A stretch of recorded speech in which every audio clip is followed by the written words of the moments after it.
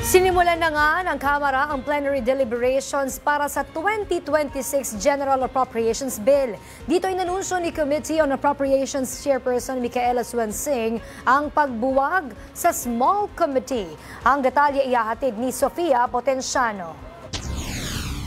Umabot ng 2:00 ng madaling araw ang unang plenary budget hearing para sa House Bill 4058 o ang 2026 General Appropriations Bill. Sa pagbubukas ng budget sponsorship at debate sa plenaryo, inanunsyo ni House Committee on Appropriations Chairperson at Nueva Ecija 1st District Representative Micaela Suansing ang mga reformang isusulong sa proseso ng pagbabudget.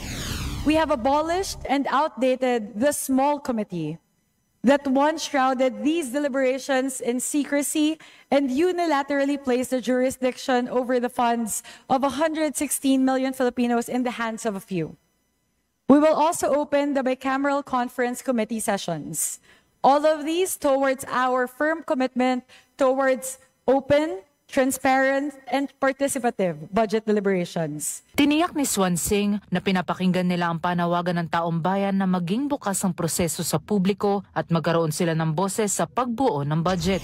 Ang bawat piso ay hindi lamang plinano ng ating gobyerno, kundi isinama din mismo natin ang tinig at pangangailangan ng ating mga kababayan. Binigyang diin ng mambabatas na patuloy pa rin nilang isusulong ang transparency at accountability para sa mga susunod na deliberasyon.